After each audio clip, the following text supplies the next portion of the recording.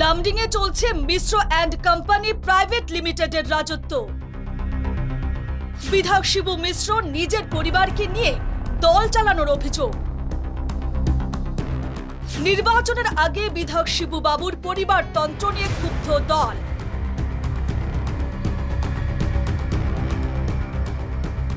লামডিংয়ে বিজেপির প্রার্থিত্ব চেয়ে 23 জন। নির্বাচনে বিজেপি দল থেকে নতুন মুখ চেয়ে সামাজিক মাধ্যমে প্রচার অভিযান। বিধানসভা নির্বাচন নিয়ে রাজ্য জুড়ে শাসক বিরোধী দলের তৎপরতা তুঙ্গে। রেল শহর লামডিংয়েও বিজেপি কংগ্রেসের মধ্যে প্রার্থিত্ব প্রত্যাশীদের নিয়ে চলছে জোর চর্চা। কারণ একদিকে কংগ্রেসের প্রার্থিত্ব প্রত্যাশী যখন 3 জন, তখন বিজেপির তরফে প্রার্থিত্বের দৌড়ে রয়েছেন প্রায় 23 জন। শুনতে অবাক লাগলেও সত্য, কারণ লামডিংয়ে এখন চলছে মিশ্র অ্যান্ড কোম্পানি প্রাইভেট লিমিটেডের রাজত্ব।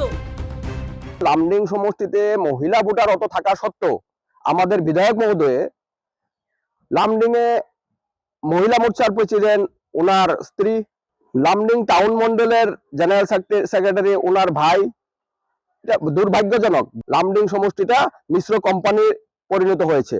বিজেপি 100% জিতবে, কিন্তু প্রার্থিত্ব নতুন চাই, নতুন মুখ চাই। আজকে আমরা আর কোম্পানি হতে দিতে চাই না।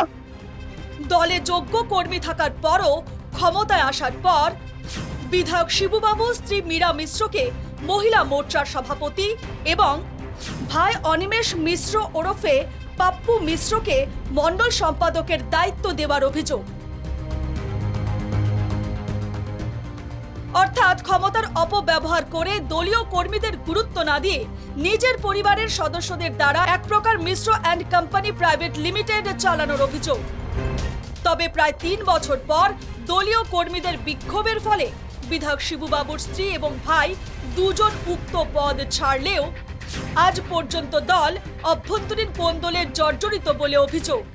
যেগুলা যোগ্য যারা মহিলা আছে ওনাদেরকে সাইড করে উনি ওনার মিসেসকে আজকে মহিলা সমিতির মহিলা মোর্চার প্রেসিডেন্ট বানিয়ে দিয়েছেন।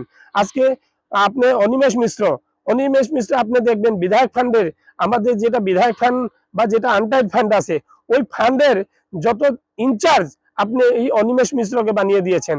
আজকে অনিমেষ মিশ্রকে দুবার মন্ডলের জেনারেল সেক্রেটারি বানিয়ে দিয়েছেন।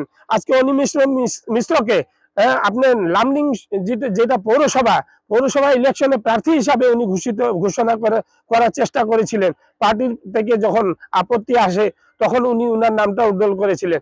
আজকে লামডিং জেলা পরিষদের সদস্য হিসাবে উনি এই টাউন থেকে উনাকে টাউনের বাইরে পঞ্চায়েতে উনার নামটা অন্তর্ভুক্ত করে উনাকে জেডপিসি টিকিট দেওয়ার জন্য প্যানেলে 1 নম্বর নাম উনার নামটা পাঠিয়েছিলেন।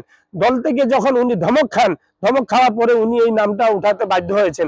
আমি আজকে একটাই কথা বলতে চাই যে ওনার এত একনায়কত্বতা, আজকে উনি থাকবেন এমএলএ। আপনারা একটা ডায়লগ শুনেছেন, আপনার গান একটা শুনেছিলাম যে আমার ঘরে আমি মেম্বার, আমার বউ চেয়ারম্যান।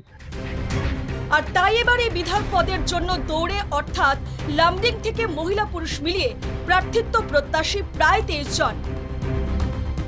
কারণ বিধায়ক শিবু মিশ্রের শাসনকালে লামডিংয়ে কোনো ধরনের উন্নয়ন তো হয়নি, বরং রাস্তা তৈরির নামে দিনের পর দিন স্থানীয়দের ঠকিয়ে এসেছেন বলে অভিযোগ। শিবু মিশ্রের লগে ঘুরনেওয়ালা কোম্পানিগুলা গ্রাস করে ফেলাইছে। দক্ষিণ কান্দুরা থেকে পূব কান্দুরা যাওয়ার রাস্তার মধ্যে 3 ফুট করে গাড্ডা আছে। 10 বছর কার্যকলাপের মধ্যে এইজন এমএলএ একবারও গেছে না।